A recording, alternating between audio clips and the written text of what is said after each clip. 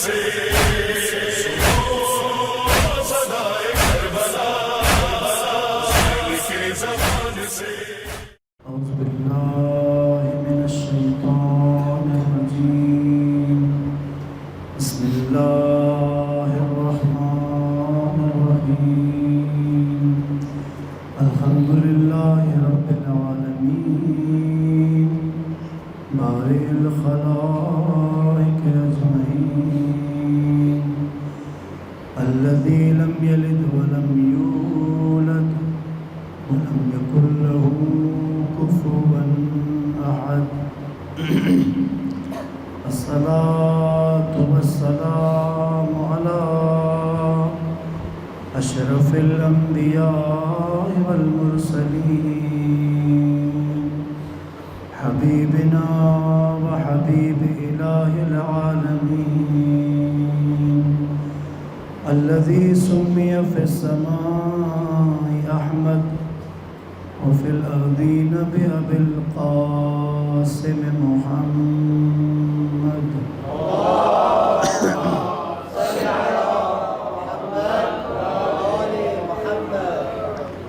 وعلى آله الطيبين الطاهرين المعصومين ولعنة الدائم على أعدائهم أجمعين من يوم عداوتهم إلى قيام يوم الدين.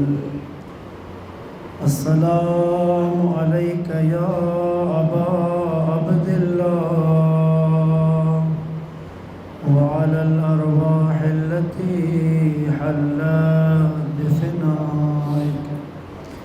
عليك مني سلام الله أبدا ما بقيت وبقي الليل والنهار ولا جعله الله آخر العهد مني لزيارتكم. السلام على الحسين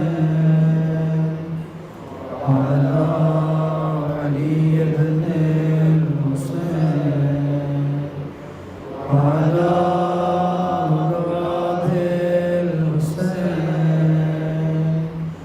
وعلى أصحاب الحسين الذين بذلوا مهجهم دون الحسين عليه السلام. صلوات.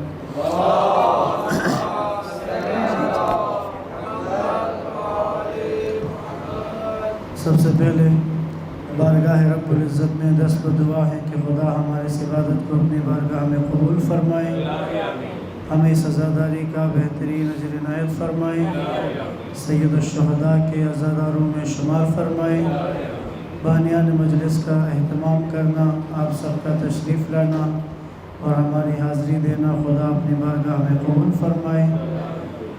خدا ہم سب کے لیے اس پرسے کو توشہ آخرت بنا دے. قبولیت دعا و مجلس کے لیے درود پڑھے محمد و آل محمد.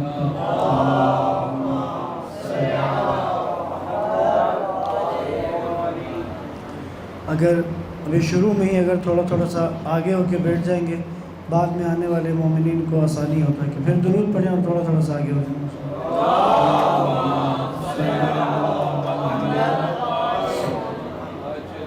ایک صلوات پھر پڑھیں محمد و آل محمد.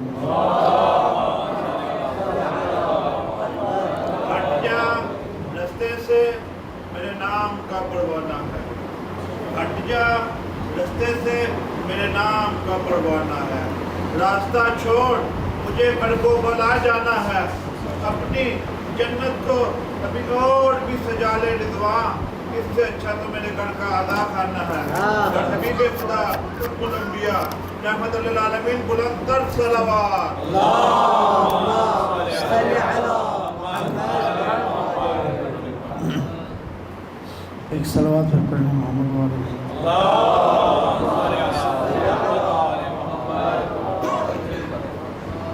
عزیزان محترم، تربیت کے موضوع پہ ہماری بات جاری ہے.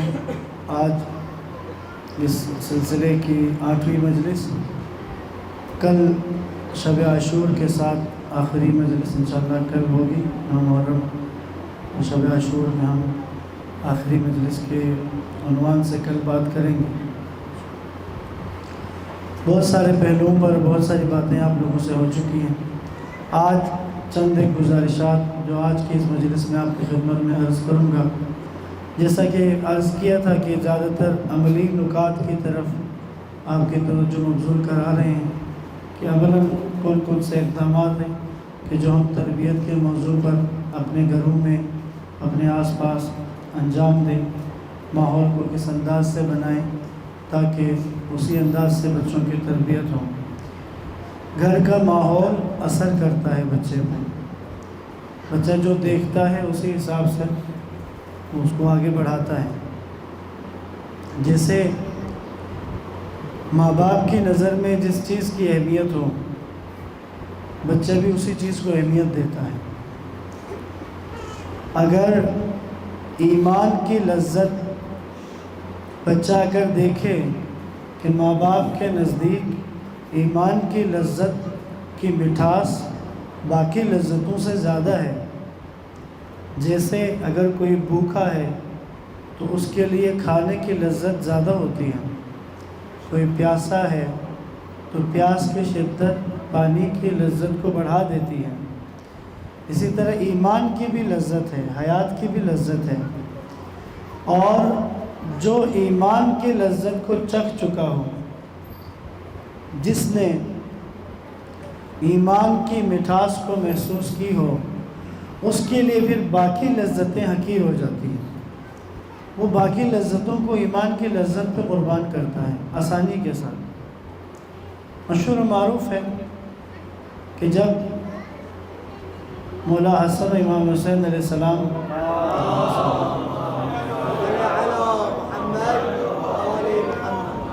بچپن میں بیمار ہوئے تو ان کے والدین نے جناب سیدہ کائنات اور مولا متقیان نے نظر مانگی، نظر مانی کہ بچوں کو شفا ملے گی تو ان کے لیے ہم روزہ رکھیں گے۔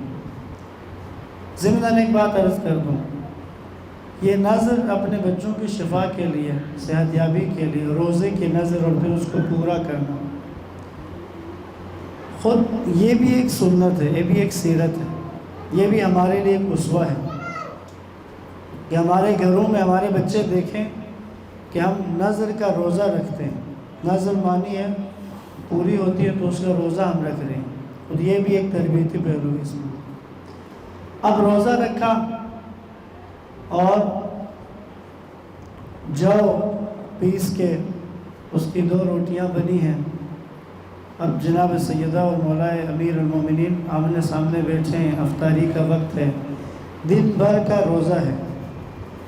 اب روزہ ہے، بھوک ہے، پیاس بھی ہے اور روٹی سامنے ہے، تو جب بدن کو بھوک کی شدت ہو تو اس کے لیے اس روٹی کی لذت اور اس کا ذائقہ ظاہر ہے، اس کی طرف ایک کشش ہے، اٹریکشن ہے اس کی طرف۔ اب بیٹھے ہیں تو دروازے پہ دستک ہوئی ہے اور ندا دینے والے نے ندا دی کہ مسکین ہوں، بھوکا ہوں، کچھ کھانے کے لیے دے دیں۔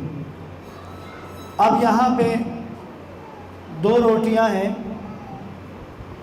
اور سمجھ یہ آتی ہے ایک روٹی دے دی جائے مسکین کو اور دوسری روٹی کو آدھا آدھا کر کے میاں بیوی کھا لیں، لیکن چشم فلک نے یہ دیکھا کہ جب مولا نے اپنی روٹی اٹھائی دینے کے لیے، سیدہ نے اپنی روٹی بھی دے دی۔ وجہ کیا ہے؟ بھوک کے لیے اس روٹی کی جو لذت ہے، اس لذت سے زیادہ خود بھوکے رہ کر دوسرے کو کھلانے میں جو ایمان کو لذت محسوس ہوتی ہے وہ اس سے کہیں زیادہ تھی، اور سیدہ چاہتی تھی کہ وہ اس لذت کو خود بھی حاصل کرے۔ دونوں روٹیاں مسکین کو دے دی اور خود پانی پہ افطار کیا، اور چونکہ 3 روزے نذر کیے تھے، اور اسلام میں نذر اگر آپ نے مسلسل 3 روزے کیے ہیں، اب پہلا روزہ آپ نے رکھا ہے تو اگلے 2 بھی اسی طرح تسلسل کے ساتھ رکھتے ہیں۔ اگلے دن پھر روزہ ہے۔ اسی طرح رات کو افطاری کے وقت میں روٹی سامنے ہے اور دونوں بیٹھے ہیں، دروازے پہ پھر دستک ہوئی ہے۔ اب صدا دینے والے نے صدا دی، یتیم ہوں، بھوکا ہوں، کچھ کھانے کے لیے مجھے دے دیں۔ اب 2 دن کا روزہ ہے بغیر کھائے۔ توجہ رکھیے گا، جو ایمان کی لذت سے آشنا ہوتے ہیں وہ ان لذات کو اس پر قربان کر دیتے ہیں۔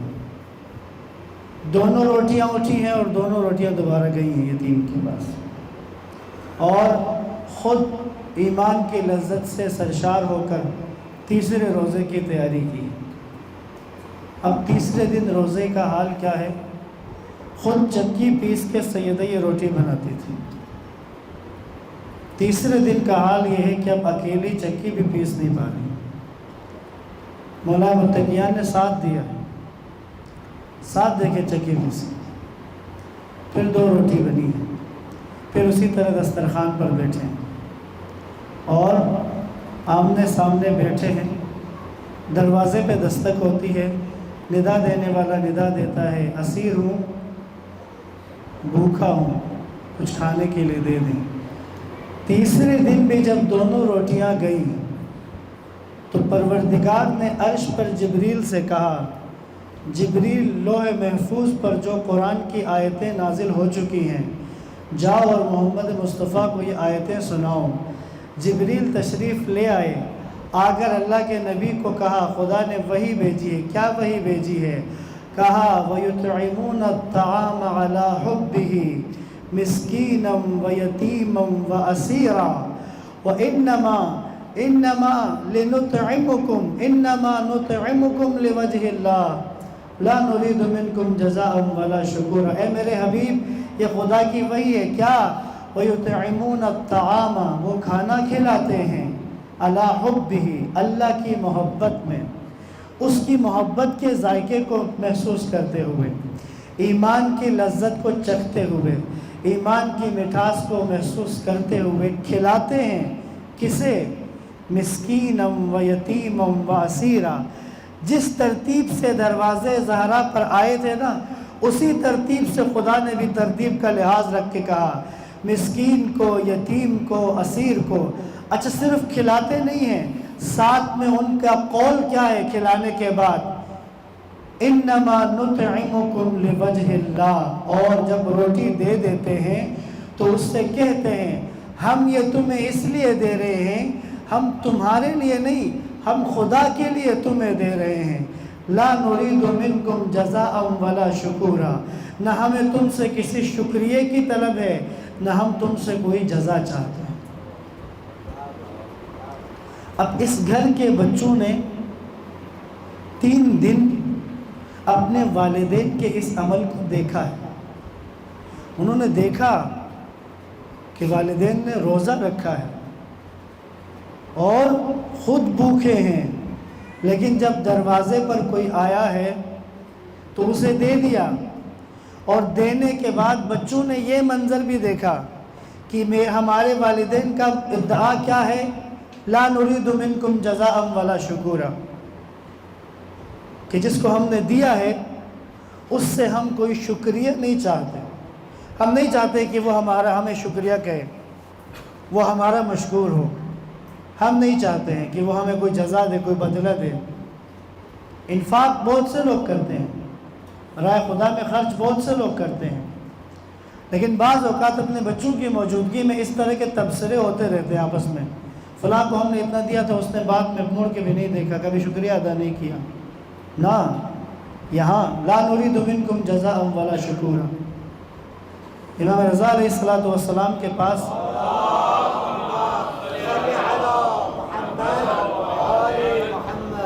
امام کے پاس ایک شخص اپنی حاجت لے کر آیا۔ ایک درود پڑھ کے تھوڑا سا آگے تشریف لائیں، جگہ کی تنگی ہوگی، تھوڑا سا اس طرف جگہ موجود ہے، پھر صلوات پڑھیں، تھوڑا سا اس طرف اور ہو جائے تاکہ بعد میں آنے والوں کا جگہ۔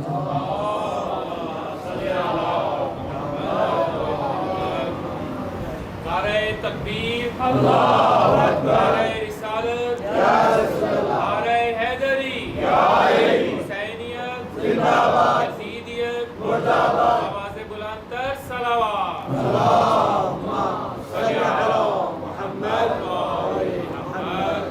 امام رضا علیہ السلام کے پاس ایک شخص آیا، اس نے اپنی حاجت پیش کی، مولا کہ میں مسافر ہوں، مجھے اپنے وطن واپس جانا ہے، تو میرے پاس واپسی کا خرچہ نہیں ہے۔ امام نے کہا تم بیٹھو میں کچھ لے کے آتا ہوں، اور بھی ایک صحابی امام کا موجود تھا۔ امام اپنے اندر حجرے میں گئے، کچھ دیر بعد آپ نے دروازے کے پیچھے سے آواز دی اس بندے کو، کہا یہ لے لو۔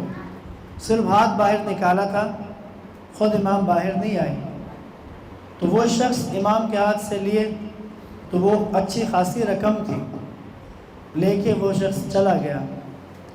جب امام باہر آئے تو امام کے جو ساتھی تھے، صحابی تھے، اس نے کہا مولا آپ نے دروازے کی اوٹ سے اسے دیا، حالانکہ آپ نے اچھی خاصی رقم اس کو دی ہے، آپ نے دروازے کی اوٹ سے کیوں دیا؟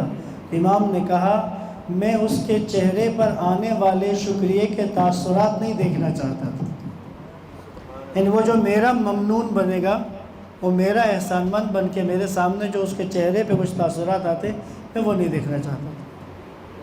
لا نريد منکم جزاء ولا شکور، ہمیں تم سے کوئی شکریہ نہیں چاہیے، ہم تم سے کوئی جزا نہیں چاہتے۔ یاد رکھیں کہیں پہ بھی آپ نے انفاق کیا ہو، کہیں پہ بھی خرچ کیا ہو، آپ کے بچوں نے دیکھا ہو آپ کے گھر میں کچھ خرچ ہوتا ہے، انفاق ہوتا ہے، بہت خوب، اور آپ کے بچوں نے دیکھا بہت خوب، یہ اگلے مرحلے کو ضرور طے کریں، لا منکم جزاء ولا شکورا، یہ ہونا چاہیے۔ کیوں؟ انما نطعمکم لوجہ اللہ، ہم اللہ کے لیے کریں، ہم خالصتاً خدا کے لیے۔ جو کام جتنا خالص ہو وہ اتنا ہی مقبول ہوتا ہے، جتنا خالص ہو، اچھا ہو نہیں کہا ہے، خالص، نیت میں جتنی خلوص ہو۔ قربانی کے جانور کے بارے میں اللہ نے قرآن میں کہا ہے کہ تم جانور ذبح کرتے ہو، نہ اس کا گوشت اللہ کے پاس جاتا ہے نہ اس کا خون جاتا ہے، اللہ کے پاس تمہارے دل کا تقوی جا رہا ہوتا ہے کہ تم نے کس نیت سے کیا ہے۔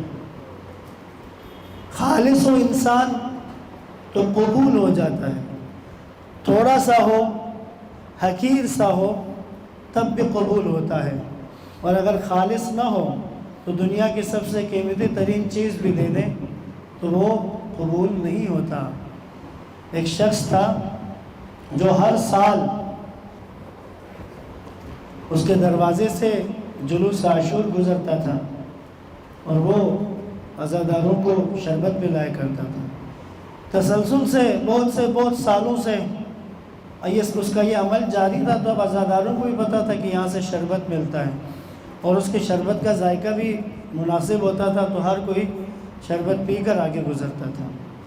ایک سال اس کی مالی حالت ٹھیک نہیں رہی، آمدن وغیرہ میں مشکلات رہی، یہاں تک کہ محرم داخل ہو گیا، اس کے پاس کچھ بھی نہیں تھا، گھر میں گڑ پڑا تھا، اس کے پاس چینی نہیں تھی، گڑ تھا۔ اب عاشور کا دن آیا تو اس نے اسی گڑ سے شربت بنا لی، بنا کے گھر کے باہر اسی طرح سبیل لگائی۔ اب عزادار ظاہر پتہ تھا یہاں سے شربت ہو، ہر سال کا دستور تھا، لیکن اب چونکہ گڑ کا شربت تھا، ایک نیا ذائقہ تھا، جو بھی آتا وہ ایک گھونٹ بھر کے باقی چھوڑ دیتا تھا۔ جلوس سارا گزر گیا، شربت اس کا تھوڑا بہت استعمال ہوا، باقی اسی طرح پڑا رہا۔ برتن لے کے گھر کے صحن میں رکھے اور بیٹھ کے رونے لگا، گریہ کرنے لگا۔ کہا مولا حسین کو صدا دی، کہا اے مولا اس دفعہ آپ کے عزاداروں کی خدمت نہیں کر سکا۔ اب روئے جا رہا ہے، گریہ کر رہا ہے، اچانک اس کے دروازے پہ دستک ہوتی ہے۔ دروازے پر گیا تو سفید داڑھیوں کے ساتھ، اونچے قد کے ساتھ 3 بزرگ کھڑے تھے۔ یہ حیران بھی ہوا، چہرے اجنبی تھے اس کے لیے۔ ان میں سے ایک نے جو اس سے بات کر رہا تھا کہا ہم نے سنا ہے تم نے شربت تیار کیا ہے، تو ہم لینے آئے ہیں شربت۔ تو اس نے پہلے ہی، تاکہ جو بھی پیتا تھا ایک گھونٹ بھر کے باقی چھوڑ کے جا رہا تھا، اس نے پہلے سے کہا وہ شربت گڑ کا بنا ہوا ہے. انہوں نے کہا ہمیں خبر ہے، تم لے آؤ. یہ اندر گیا، 3 کوزوں میں یا گلاس میں شربت لے کے باہر آیا. انہوں نے کہا نہیں، ہم گلاسوں میں پینے نہیں آئے، ہم تمہارا سارا شربت لینے کے لیے آئے ہیں. تو ایک دفعہ پریشان ہوا تو جو بات کر رہا تھا بزرگ، اس نے کہا اے بندے خدا، میں حبیب ابن مظاہر ہوں، یہ زہیر ابن قین ہیں، یہ مسلم ابن اوسجہ ہیں، ہمیں مولا حسین نے بھیجا ہے کہ تمہارا شربت ہم لے آئیں. مولا نے کہا ہے کہ اس کا شربت لے کے آؤ، شہدائے کربلا کو پلانا ہے اس کا شربت. اگلا جملہ سنیں گے، کہا سید الشہداء خود آنا چاہ رہے تھے لیکن ان کی ماں ان کے پاس آئی ہوئی تھی، اس لیے ہمیں بھیجا ہے کہ تمہارا شربت لے کے جاؤ. انما نطعمکم لوجہ اللہ لا نريد منکم جزاء ولا شکورا. ہم کوئی آہ واہ نہیں چاہتے، ہم نہیں چاہتے کہ ہمارے بارے میں بعد میں تبصرے ہو، ماشاءاللہ جی کیا کھلایا کیا پلایا. نہ، کوئی ایسی طلب نہیں ہے، کوئی ایسی طلب نہیں ہے. اگر اس انداز کے ساتھ انفاق کریں گے، اہل بیت کے گھرانے میں ان بچوں نے، امام حسن نے، امام حسین نے دیکھا اپنے والدین کو کہ بھوکے رہ کر 3 دن آنے والوں کو دے دی روٹیاں، اور کہتے ہیں کہ ہم تم سے کوئی شکریہ نہیں چاہتے، بات میں بھی کسی احسان مندی کے طلبگار نہیں ہیں. تو یہی بچے جب بڑے ہوئے، جوان ہوئے، تو جب دین کو ضرورت پڑی ہے تو حسین ابن علی نے ایسی قربانیاں دی ہیں، آ کر ایسی قربانیاں راہ خدا میں انفاق کر دی کہ مال دینے میں تو لوگ آگے بڑھ جاتے ہیں، لیکن جہاں اپنی اولاد، اپنے ساتھیوں کو قربان کرنے کی بات آتی ہے، اور وہ بھی اطمینان کے ساتھ، حالت اطمینان کے ساتھ. آج بھی روایت پڑھ رہا تھا کتاب میں، کہ راوی کہتا ہے، حمید بن مسلم کہتا ہے، حسین کا چہرہ خون سے تر تھا لیکن ایسا مطمئن چہرہ میں نے زندگی میں نہ اس وقت سے پہلے کبھی دیکھا تھا، نہ دوبارہ کبھی دیکھا، اطمینان کے ساتھ. پس ازاداران امام حسین. تربیت گھر کرتا ہے، گھر کا ماحول کرتا ہے. آپ اپنے گھر کے اندر جیسا ماحول سیٹ کر دیں گے، آپ کے بچوں کی تربیت اسی کے اندر ہوتی رہے گی. رہبر معظم نے اس طرف توجہ دلائی. بعض لوگوں کا یہ نظریہ ہوتا ہے بھائی بچے 2 ہو جائیں بس ان کی اچھی تربیت کر لو، کیونکہ بچوں کی تربیت کرنا بہت ایک بڑا مسئلہ ہے.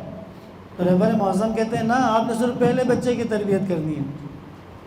آپ نے جو تربیت کرنی ہے وہ پہلے بچے کی کرنی ہے. پہلا بچہ، اس کی تربیت کا اہتمام کرنا ہے، اس کے لیے گھر کا ماحول سیٹ کرنا ہے. جب آپ کے گھر کا ماحول ہو گیا، ترتیب پا گیا، اس کے بعد جو بھی بچہ آئے گا وہ تربیت پاتا جائے گا. اسی لیے یہ جو نعرہ ہے کہ بچے 2 ہی اچھے، اس نعرے کا اگلا حصہ یہ ہے کہ بچے 2 ہی اچھے، نہ ہو تو اور بھی اچھے. 2 اچھے والوں میں اس کا اگلا جملہ، اگلا مصرع یہی ہے کہ بچے 2 ہی اچھے، نہ ہو تو اور بھی اچھے. ایک شخص نے کہا کہ بچے 2 ہی اچھے. اس کا تمہارے کتنے بچے؟ اس نے کہا 9 ہیں. تم کہہ رہے 2 ہی اچھے، کہتے 9 میں سے 2 ہی اچھے ہیں، باقی سارے فارغ ہیں. اذان محترم، گھر کا ماحول آپ سیٹ کریں، آپ گھر کے اندر ماحول بنا دیں. ماحول سازی کے لیے 2-3 نکات عرض کرنے ہیں. درود پڑھیں محمد و آل محمد.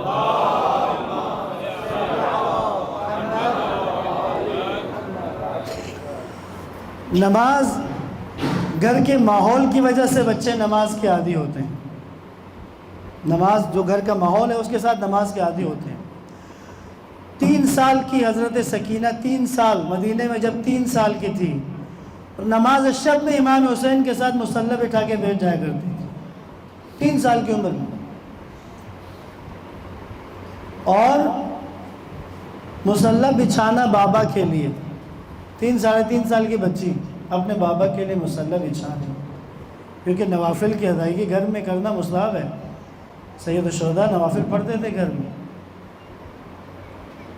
واجب نمازیں اگر مسجد میں پڑھیں تو نوافل گھر میں پڑھیں. آپ کے بچے گھر میں نماز پڑھتا ہوا دیکھیں آپ.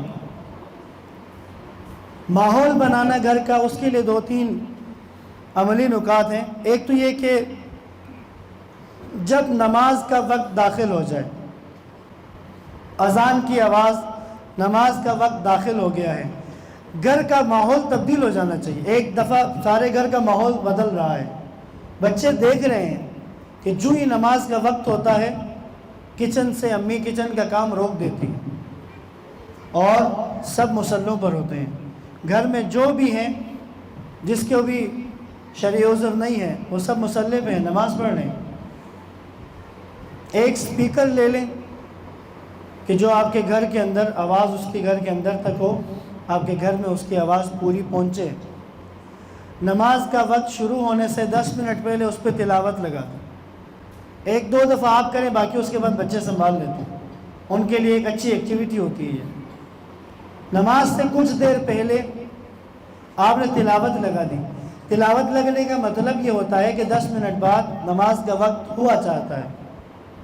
اب کیا ہو، سب لوگ نماز کے لیے تیاری کر رہے ہیں، وضو کر رہے ہیں، ایک دوسرے کو نماز کی یاد کروا رہے ہیں۔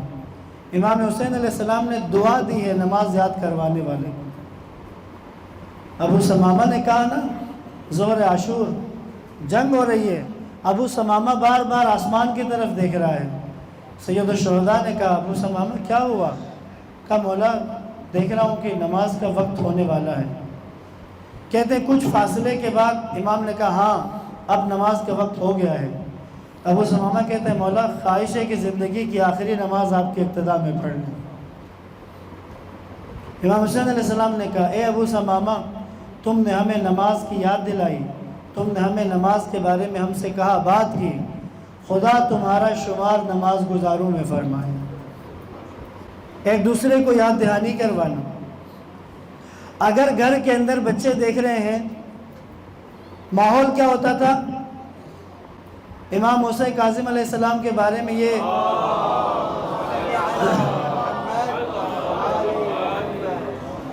امام کا اخلاق، امام کا خلق کاظم تھے، غصے کو پی جانے والے، انتہائی نرم بردبار، لیکن لوگ دیکھتے تھے کہ جب نماز کا وقت ہوتا تھا تو آپ ایسے اٹھ کے چلے جاتے تھے کہ جیسے کسی کو پہچانتے ہی نہیں ہیں۔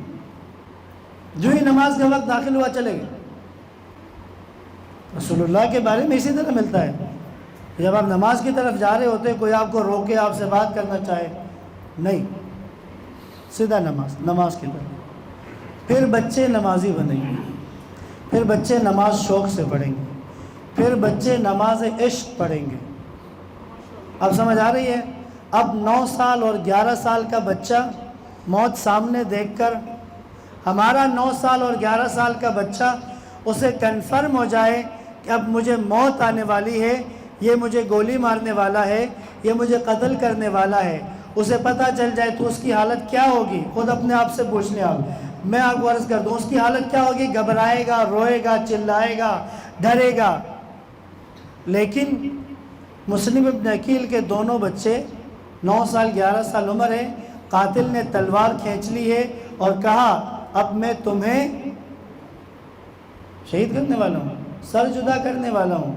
دونوں بچے کہہ رہے ہیں ہمیں 2 رکعت نماز پڑھنے کی اجازت ہے۔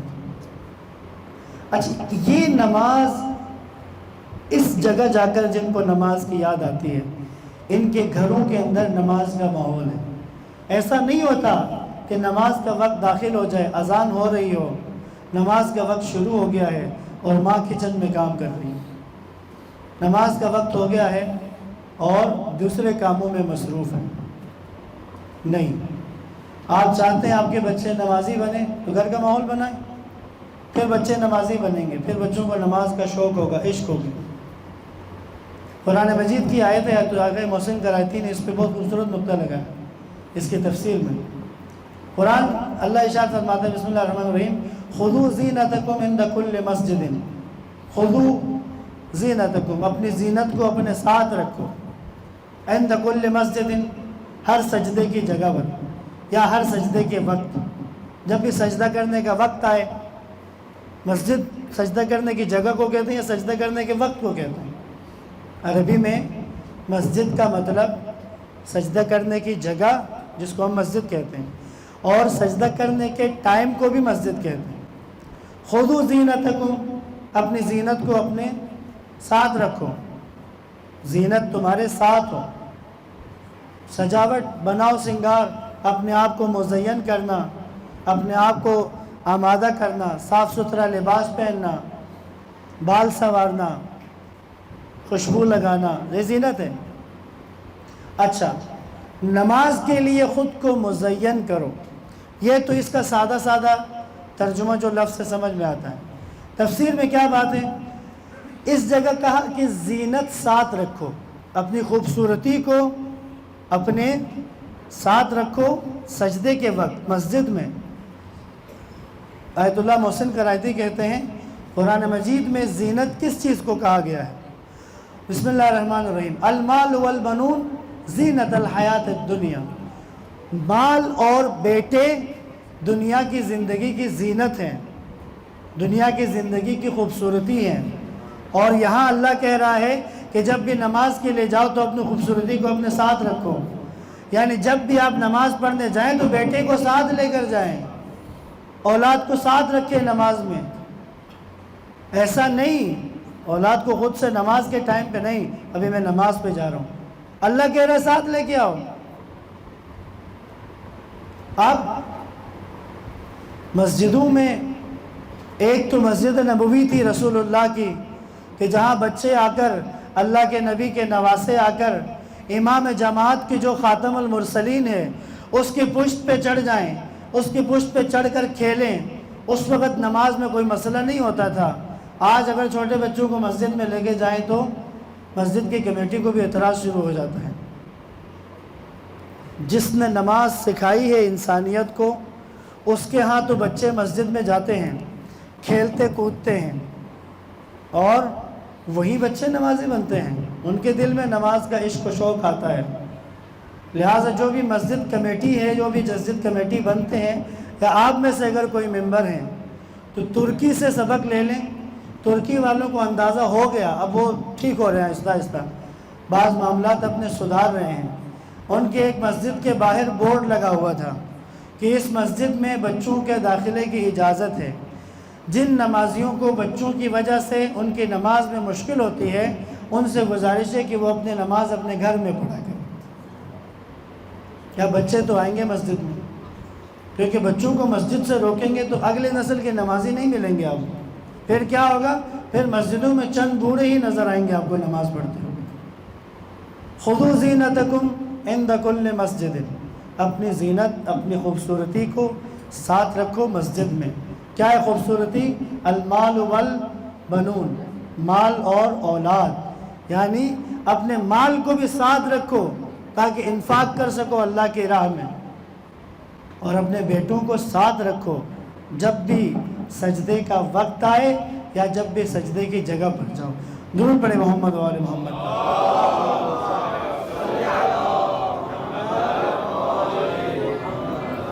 بس ایک سپیکر گھر میں رکھیں، اور شب بدھ کو دعائے توسل، شب جمعہ دعائے کمیل، صبح جمعہ دعائے ندبہ، خوبصورت آواز میں ہوں، تلاش کر کے یہ دعائیں مختلف آوازوں میں ملتی ہیں۔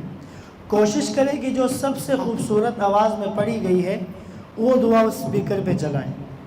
آپ 2 مہینے کے اندر دیکھیں، آپ کے بچوں کو، چھوٹے بچے کو، بڑوں کو، سب کو، پورے گھر کو دعائے توسل یاد ہے، پورے گھر کو دعائے کمیل یاد ہے، پورے گھر کو زیارت عاشوراء یاد ہے، پورے گھر کو یہ ساری زبانیں یاد ہوتی ہیں، اور ایک دفعہ خود ماحول بدل جاتا ہے۔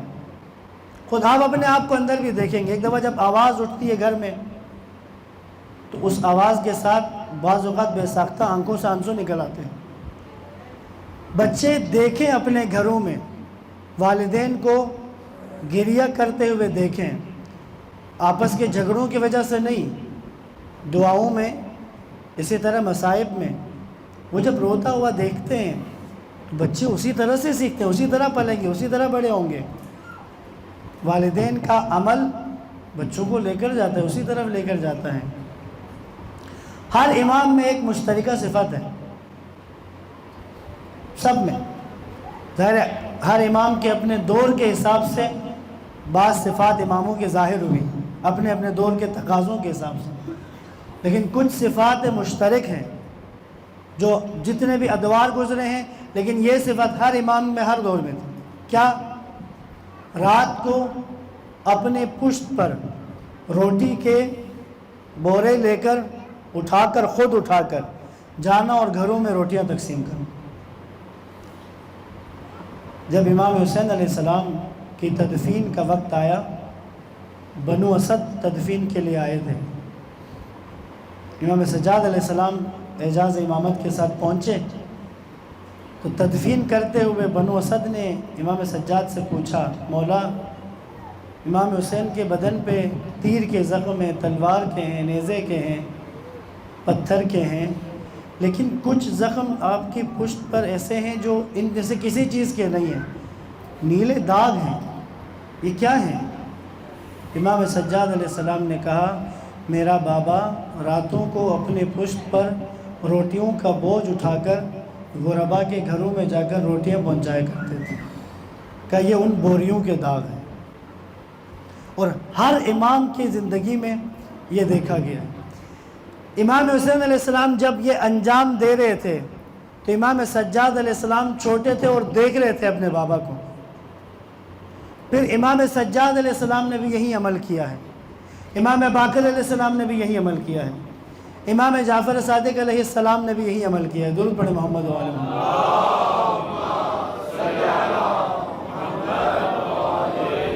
چھٹے امام کا ایک صحابی کہتا ہے کہ آدھی رات کافی ہو چکی تھی تو میں نے دیکھا کہ چھٹے امام نے اپنے دونوں کندھوں پر 2 بوریاں اٹھائی ہوئی ہیں، اور کہا وہ اچھا خاصا وزن تھا۔ تو جو ہی میں نے دیکھا میں پیچھے گیا مولا کے، مولا نے آہٹ محسوس کی، میں نے کہا مولا اگر اجازت دے تو ایک بوری میں اٹھا لوں، تو مولا نے ایک بوری مجھے دی۔ اب میں مولا کے ساتھ گیا، ہم اس مدینہ کے مختلف جگہوں پہ جا کر امام نے روٹیاں تقسیم کی، یہاں تک کہ ایک جگہ عیسائی اور یہودی رہتے ہیں، ادھر جا کے بھی امام نے ان کے پاس بھی روٹیاں رکھ، وہ سوئے ہوئے انہیں نہیں پتا ہوتا، روٹیاں رکھ دی، رکھ کے واپس آ رہے تھے تو میں نے اعتراضاً، ہوتا ہے نا تعجب کے ساتھ کہ یہ کیوں، لیکن امام نے میری ذات کا جواب اس طرح سے دیا کہ امام کے نزدیک سب کچھ برابر ہے۔ میں نے کہا مولا وہ تو عیسائی اور یہودی تھے،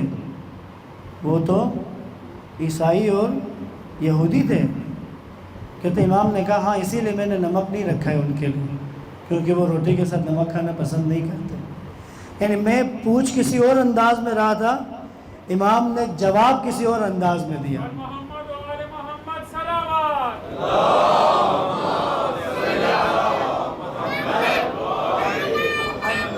تھوڑی سی جگہ ہے گنجائش، دل میں گنجائش ہونی چاہیے، بن جاتی ہے، کیونکہ بعض لوگ سیڑھیوں پہ بیٹھنے لگے، تھوڑا سا اور آگے ہو جائے، ایک درود پڑھتے ہوئے محمد و آل محمد۔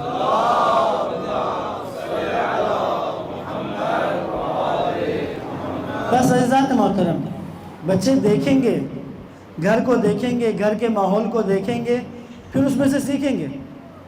آپ بول نہیں رہے، آپ بات نہیں کر رہے، آپ کے وجود سے، آپ کے انداز سے، آپ کے گھر کے ماحول سے بچے سیکھ رہے ہیں۔ آپ ان کو لیکچر نہیں دے رہے بیٹھا کر، آپ ان کو درس نہیں دے رہے بیٹھا کر، لمبی چوڑی تقریر نہیں کر رہے، آپ بس گھر کا ماحول بنا رہے ہیں، بچے اسی کے ساتھ سیکھتے جا رہے ہیں۔ تبلیغ کے لیے بولنا ضروری نہیں ہے۔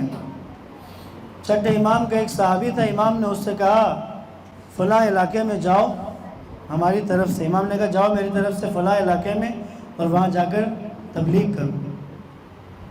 بیچارہ خوش ہو گیا، امام مجھے تبلیغ کے لیے بھیج رہے ہیں، دوڑ کے گھر گیا، اپنی بیگم سے کہا سامان باندھو فلاں علاقے میں جا رہے ہیں۔ کیوں؟ کہا امام نے کہا وہاں جا کے تبلیغ کرو۔ اس کی بیوی نے کہا تمہیں تفسیر قرآن آتی ہے؟ اس نے کہا نہیں، تو پھر تبلیغ کیسے کرو گے؟ توجہ ہے، اس زمانے میں کسی کو اگر تبلیغ کرنی ہوتی ہے، کسی کو دین کا پیغام کسی تک پہنچانا ہوتا ہے تو اس کے لیے تفسیر کا علم ضروری ہوتا تھا۔ یعنی گھر گھر میں خواتین تک کو پتہ تھا یہ صرف آج کا دور آیا ہے کہ کسی چیز کی ضرورت نہیں ہے. آپ کو اگر جوش میں بولنا آتا ہے تو پھر تو آپ کوئی بھی تبلیغ کر سکتے ہیں. درود پڑھیں محمد و آل محمد.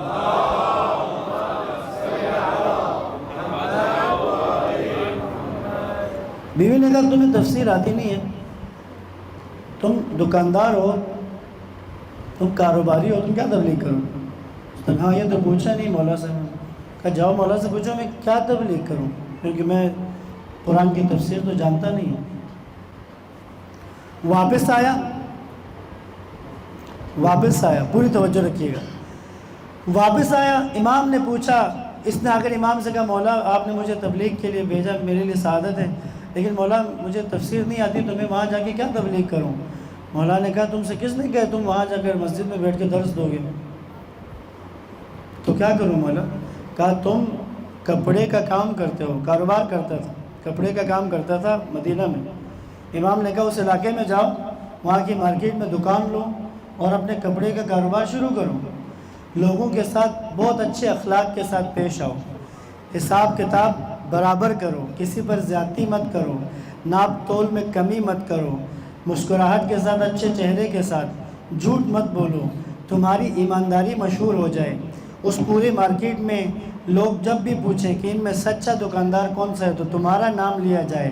جب اتنی صفات تمہاری شہرت پا جائیں اور لوگ تم سے آ کر پوچھیں کہ تمہارے اندر اتنی اچھی صفات کیسے آئی ہیں, تو تب بس صرف ایک جملہ کہنا تبلیغ کا, کیا کہنا کہ میں جعفر صادق کا ماننے والا ہوں. بس ایک جملہ کہنا.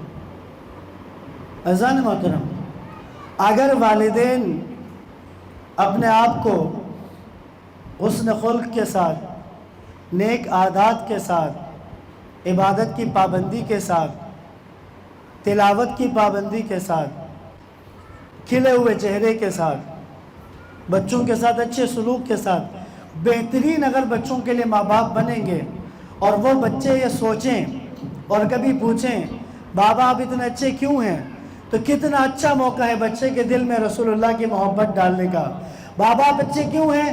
کہیں بیٹا یہ سب کچھ مجھے رسول اللہ کی سنت سے ملا ہے, بیٹا یہ سب کچھ تو قرآن کی تعلیمات ہیں, بیٹا یہ سب کچھ تو اہل بیت نے سکھایا ہے ہمیں. پھر وہ بچہ اہل بیت کا پیروکار بنے گا, پھر اس کی زندگی میں اہل بیت کی تعلیمات داخل ہوں گی. درود پڑھیں محمد و آل محمد پر.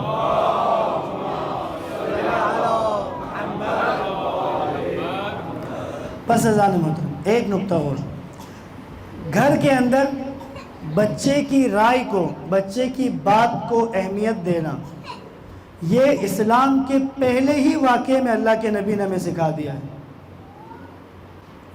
یعنی کوئی معاملہ ہے گھر میں, عموماً ہوتا ہے بعض اوقات آپس میں آپ لوگ بات کر رہے ہوں تو بیچ میں بچہ بھی رائے دے دیتا ہے. ایسا کیوں نہیں کرتے؟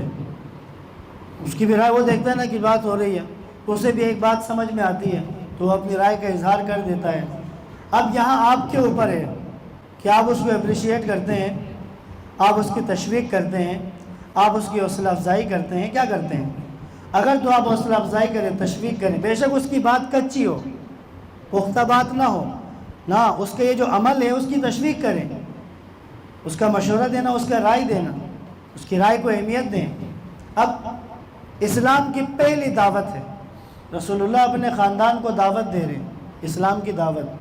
وَأَنذِرْ عَشِيرَتَكَ الْأَقْرَبِينَ آیت آئی کہ اپنے قریبیوں کو دعوت دیں. کھانا پکایا اور بنی ہاشم کے تمام بزرگان کو دعوت دی. پہلے دن تو بات نہیں سنی, چلے گئے. جب اگلی دفعہ دوبارہ دعوت ہوئی تو آپ نے بات کی. اب اندازہ کریں, حضرت ابو طالب بیٹھے ہوئے ہیں, آپ کے چچا جتنے تھے وہ بیٹھے ہیں, اور بھی بنی ہاشم خاندان کے بزرگ بیٹھے, سفید ریش, بڑی عمر, سب. رسول اللہ کہہ رہے ہیں مجھے اللہ نے مبعوث کیا ہے, تم میں سے کون ہے کہ جو اس کار رسالت میں میرا ساتھ دے, میری مدد کرے. تم میں سے جو میری مدد کرے گا وہ میرے بعد میرا جانشین ہوگا, وہ میرا خلیفہ ہوگا.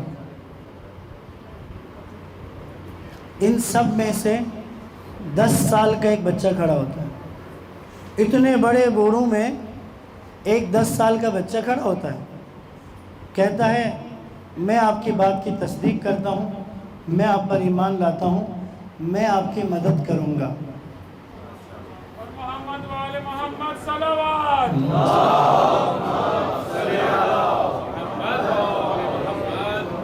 اب سنیں، اب یہاں اب سچویشن سمجھ میں آ رہی ہے نا؟ سارے بنی ہاشم کے بزرگ، مولا علی کے ابا خود بیٹھے ہوئے ہیں، سب ہیں۔ 10 سال کا بچہ مولا علی کھڑے ہو گئے، 10 سال کے ہیں، کہ میں آپ کا ساتھ دوں گا۔ رسول اللہ نے یہ نہیں کہا اے علی تم بیٹھ جاؤ، ابھی تم 10 سال کے ہو، ابھی تم بچے ہو، جو ہی کہا میں ساتھ دوں گا۔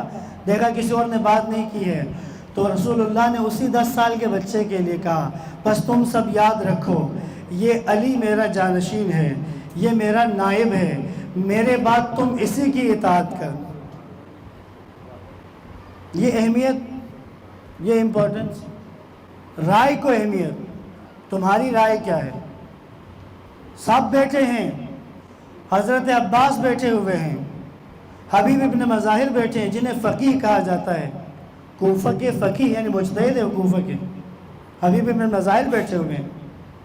بنی ہاشم کے 18 مولا علی کی اولاد میں سے 4-5 اولاد تو 6 مولا امام حسین کو ڈالیں، 6 تو مولا علی کے بیٹے بیٹھے ہوئے ہیں، حضرت علی اکبر بیٹھے ہوئے ہیں۔ اندازہ کریں نا، اصحاب کربلا بیٹھے ہوئے ہیں، امام نے ان کو شہادت کی خبر دی۔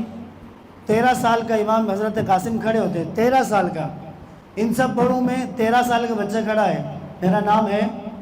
اب رائے پوچھ رہے ہیں سید الشہداء بچے سے، اس کی رائے، موت کے بارے میں تمہارا نظریہ کیا ہے؟ 13 سال کے بچے کو ان سب بڑوں کے درمیان میں 13 سال کے بچے سے اس کی رائے پوچھی، قاسم موت تمہارے نزدیک کیسی ہے؟ چچا جان شہد سے زیادہ شیریں ہے۔ ان سب بڑوں نے سنا کہ اس 13 سال کے بچے کے نزدیک موت شہد سے زیادہ میٹھی ہے۔ یہ جو اہمیت دی جاتی ہے بچوں کی رائے کو، اسی سے پھر بڑی شخصیتیں بنتی ہیں، اسی سے بچہ بڑی شخصیت بنتا ہے، اسی سے بچے کے اندر بڑا حوصلہ آتا ہے، اسی سے بچے کے اندر ہمت و حوصلہ بڑھ جاتا ہے۔ پھر وہ بچہ کسی ایک دکان کا سوچ کر کاروبار نہیں کرتا، پھر وہ سوچتا ہے کہ میں نے پاکستان میں کوئی کاروباری کسی بڑی سطح پہ جانا ہے۔ ہم کہتے ہیں نا بیٹا دکان ہی کافی ہے، تو پورے پاکستان کا کیوں سوچ؟ آپ دیں امپورٹنس، آپ دیں بچے کی اہمیت کو، اس کی شخصیت کو اہمیت دیں، اس کی رائے کو اہمیت دیں، پھر وہ پوری دنیا کے سامنے کچھ کر کے دکھانے کا حوصلہ رکھے گا۔ امام خمینی کیسے بنے؟ امام خمینی فرماتے ہیں 10 سال کی عمر سے لے کر اب تک، اس وقت امام خمینی مرجع تقلید تھے، شریعت کے احکام 5 قسم کے ہیں۔ پہلا ہے حرام، واجب، حرام، مستحب، مکروہ۔ واجب کرنا ضروری، نہ کرنے پہ گناہ، حرام ترک کرنا ضروری، کرنے پہ گناہ، مستحب انجام دینے پہ ثواب، مکروہ ترک کرنے میں ثواب، مباح کا مطلب ہے جس کا انجام دینا اور نہ دینا برابر ہے، نہ ثواب ہے نہ گناہ ہے۔ تو 3 کیٹیگریز بنتی ہیں، 2 بنتی ہیں، مکروہ اور حرام۔ حرام جس پہ عذاب، مکروہ جس پہ عذاب نہیں ہے، نہ کرے تو ثواب ہے۔ مباح الگ ہے، کرنے پہ گناہ ثواب کوئی نہیں، نہ کرنے پہ گناہ کوئی نہیں، دونوں یا الٹا کر لیں، نہ کرنے پہ گناہ کوئی نہیں، کرنے پہ ثواب کوئی نہیں، برابر ہے۔ امام خمینی مرجع ہیں۔ امام خمینی نے کہا 10 سال کی عمر سے لے کر اب تک، یعنی جب سے شعور سنبھالا ہے، امام خمینی کی بات کر رہا ہوں، معصوم امام کی نہیں، غیر معصوم۔ امام خمینی کہتے ہیں 10 سال کی عمر سے اب تک میں نے مکروہ اور حرام تو دور کی بات، کبھی مباح کام بھی انجام نہیں دیا ہے، مباح بھی انجام نہیں دیا، یعنی جس کے بارے میں تھا نا کہ اس کا گناہ اور ثواب نہیں ہے، میں نے انجام نہیں دیا، ہر وہ عمل انجام دیا کہ جس کا کوئی ثواب ہے، پھر خمینی بنتا ہے۔ شہید بہشتی، ان کی والدہ نے بہت اچھے طریقے سے پاک و پاکیزگی سے جوان کی تربیت کی، 14 سال عمر ہے، 14 سال۔ ایک دن اپنے باپ سے کہا ابو میں الگ کمرے میں سونا چاہتا ہوں، مجھے آپ الگ کمرے میں سونا۔ پوچھا کیوں؟ تو کہا میں بس الگ سونا چاہتا ہوں۔ باپ نے الگ کر دیا، الگ کمرے میں اس کو سونے کی اجازت دے دی۔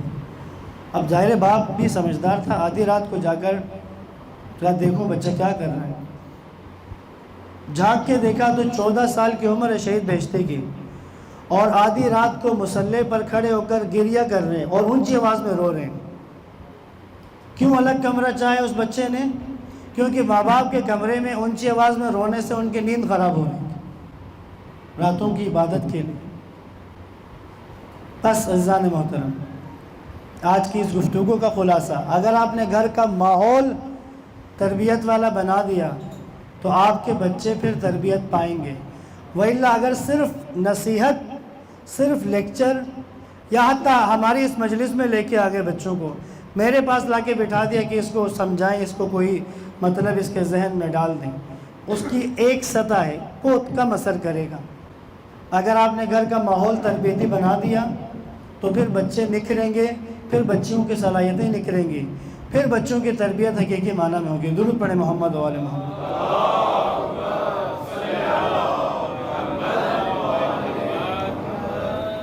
بس عزیزان محترم، آج 8 محرم گزری، منسوب ہے حسین ابن علی کے علمدار کے ساتھ آج کی یہ رات۔ حضرت عباس، عرب میں طویل قد کے لوگ، ایک تو عام ویسے ذرا لمبا قد ہوتا ہے، لیکن کچھ ایک خاص حد تک طویل قد تھا۔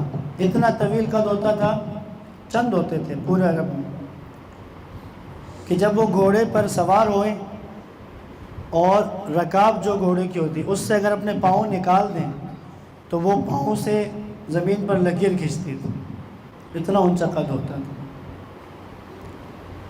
اور یہ عموماً دیکھا بھی جاتا ہے، جس کا قد نسبتاً زیادہ اونچا ہو تو پھر اس کے نین نقش بہت اچھے نہیں ہوتے، شکل و صورت بہت اچھی نہیں ہوتی۔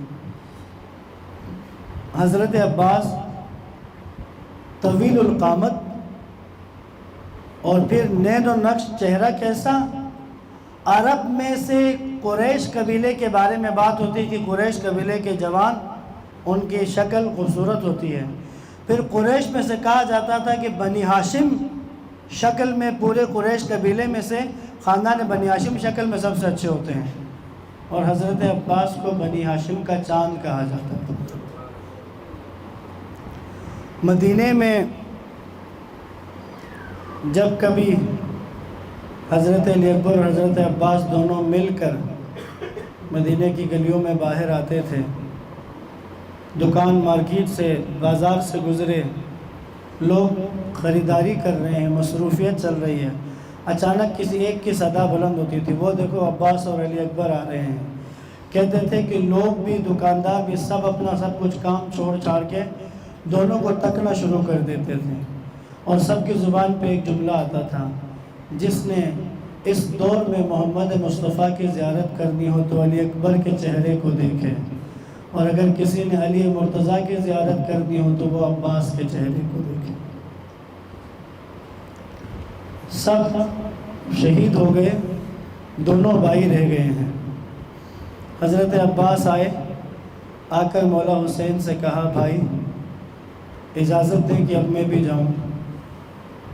مولا حسین نے کہا عباس تم میرے لشکر کے سالار ہو، تم میرے لشکر کے علمدار ہو، تمہیں کیسے جانے دوں؟ حضرت عباس نے کہا بھائی اب میرا لشکر میرے ساتھ نہیں رہا ہے کہ جس کا میں علمدار ہوں، بھائی میرے سارے سپاہی شہید ہو گئے ہیں۔ اس کے بعد ایک جملہ حضرت عباس نے کہا اے بھائی میرا سینہ تنگ ہو چکا ہے، اب میں مزید اس حالت کو برداشت نہیں کر پا رہا ہوں، آپ مجھے اجازت دے دیں تاکہ میں میدان میں جاؤں، آپ کے دفاع میں اپنی جان قربان کروں۔ عزاداروں یہی بات ہو رہی تھی، خیموں سے چھوٹے بچوں کی آوازیں کان میں سنائی دی، بچے اپنی ماؤں سے کہہ رہے تھے ان العطشان قتلت، ماں پیاس ہمیں مار رہی ہے، ہماری پیاس ہمیں مارنے والی ہے، ہم پیاس سے مرنے والے ہیں۔ پیاس اور عطش کی بات سنی، مولا حسین نے حضرت عباس سے کہا عباس اگر جانا ہی ہے تو ان بچوں کے لیے پانی کا انتظام کرو۔ आज़ादारों, हज़रत अब्बास ने मश्क उठाई, मश्क सकीना ने दी है। कहा चचा पानी लेने जा रहे हैं तो मेरे मश्क में पानी लेके आए। सक्काए सकीना बनकर अब्बास नहर फुरात की तरफ चले। 500 का लश्कर फुरात पर मुअय्यन था उमर साद की तरफ से। हमला किया है जाते हुए, नहर तक पहुंच गए, अलकमा तक। घोड़े को पानी में दाखिल कर दिया, मश्क को पानी से पुर किया, उसके बाद खुद प्यासे थे। शरीयत ने यहाँ पर पानी पीने से रोका नहीं है। अब्बास ने दोनों हाथों से पानी को भर के जुल्लू में पानी भरा, मुंह के करीब लाने के बाद दोबारा पानी को फुरात में फेंक दिया। फेंक कर कहा, ए अब्बास, तेरी वफ़ा ये गवारा नहीं करती है कि हुसैन और उसके बच्चे तो प्यासे रहे और तू फुरात का पानी पी ले। आज़ादारों, अब फुरात से वापसी का सफ़र शुरू हो गया है।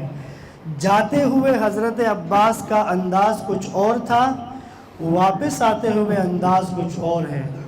जाते हुए जारहाना अंदाज में गए हैं, बढ़ बढ़ कर हमले करके नहर तक पहुँचे हैं, लेकिन अब वापसी पे अंदाज बदल गया है।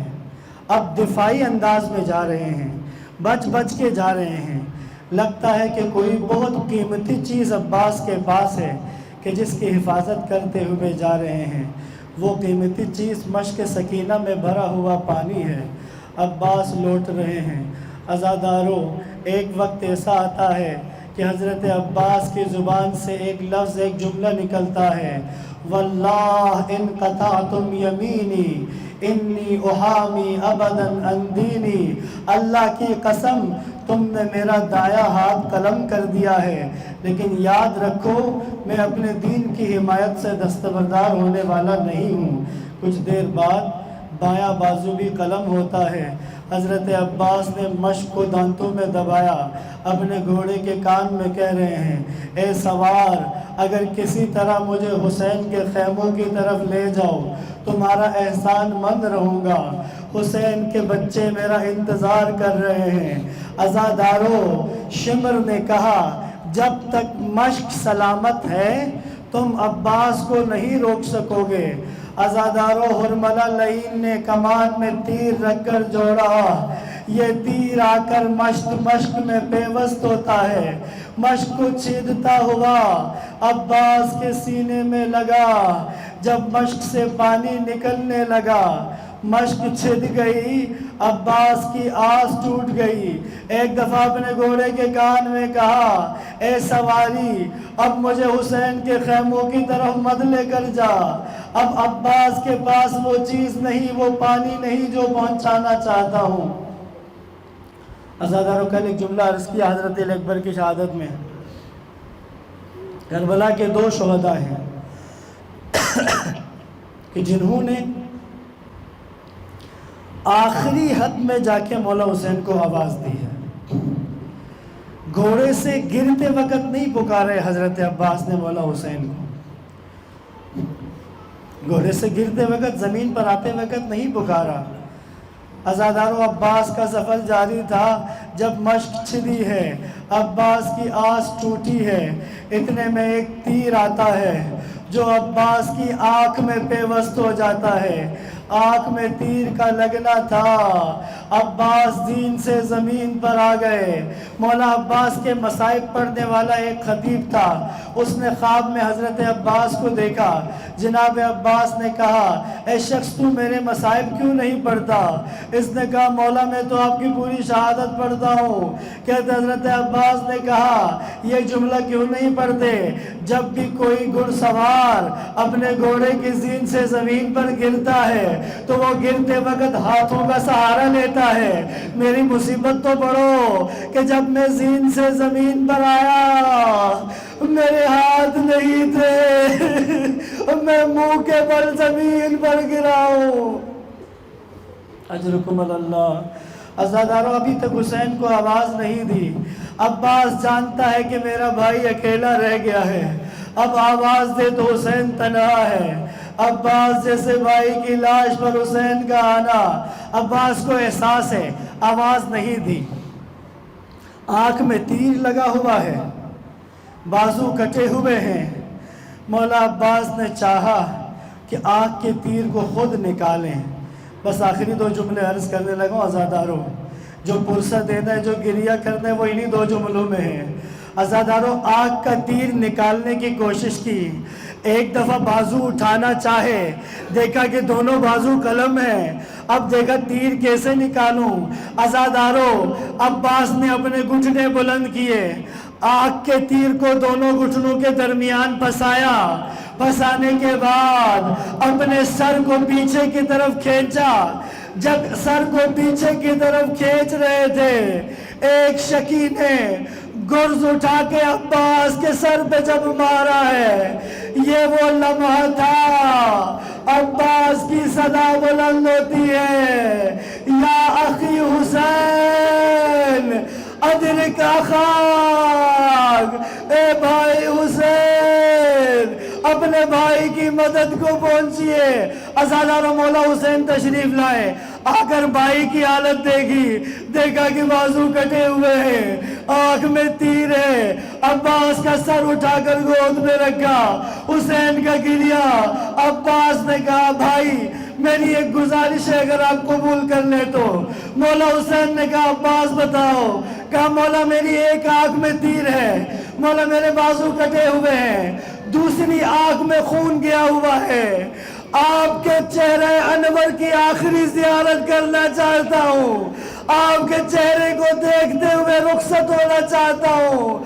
اپنے ابا کے دامن سے میری آنکھ کا خون صاف کیجئے. عزاداروں، حسین نے خون صاف کیا. عباس نے حسین کی گود میں اس دنیا سے رخصت ہوئے.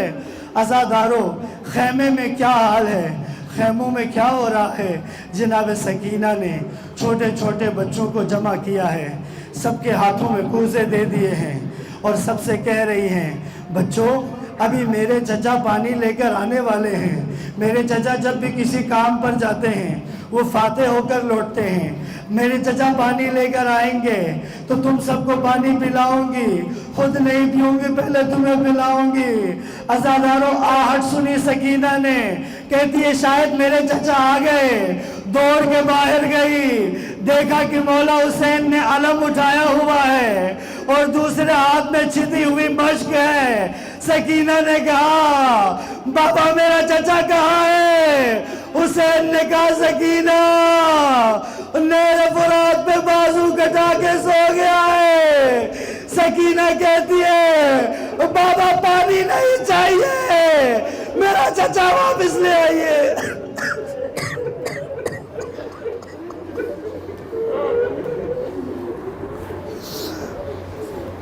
لعنت اللہ علی القوم الظالمین. وسيعلم الذين ظلموا أي منقلب ينقلبون. إنا لله